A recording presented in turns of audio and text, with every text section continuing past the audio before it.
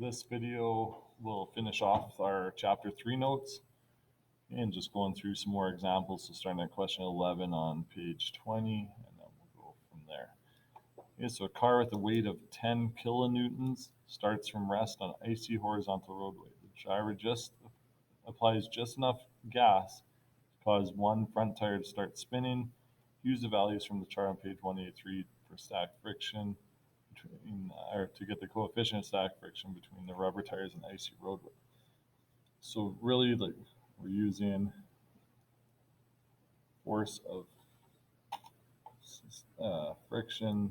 We're doing static is going to equal the coefficient of static friction times our Fn. Again, we know our Fn is equal and opposite to the weight. So our Fn is going to be 10.0 kilonewtons. If we convert that to newtons, we just times it by, there's 1,000 newtons in a kilonewton. So we get 10,000 newtons. Yeah, put that into our formula.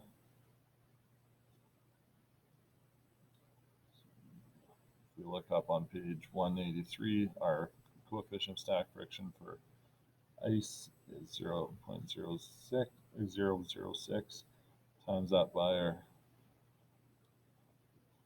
normal force, and we get our force of friction for stack friction is 60 newtons.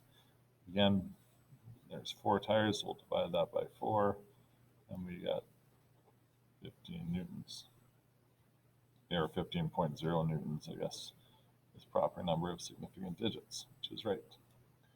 Okay, next question is talking about our joints. This is on page, I think, 184 of your textbook. It talks a little bit about it, but how does lubrication provide by the different fluids?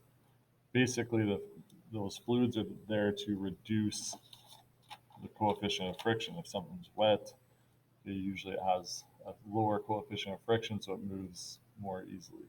So the synovial fluid is between, like, that's our natural fluid, and then when you get a new artificial joint, it's going to be lower that coefficient of friction by using Teflon.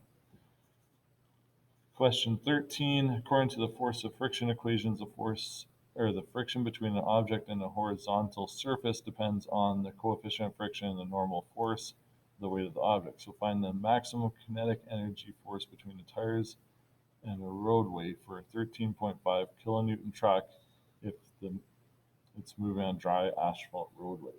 So really, we're just finding force of friction, and this is for kinetic friction. So it's going to equal our coefficient of kinetic friction times our Fn. Again, our Fn is equal and opposite to our Fg, which is equal to 13.5 kilonewtons. In this case, we'll just leave it in kilonewtons. The last one, the reason we converted is we got a really small number in kilonewtons. So our force of friction and kinetic. Again, we can look up our coefficient of friction, page 183 in our textbook, for tires and dry asphalt is 0.8 times that by our 13.5 kilonewtons, and our force of friction kinetic is equal to 10.8 kilonewtons. As simple as that. Okay, the last one, just kind of talking about tires. Okay, I want you to answer this in the comments of this video.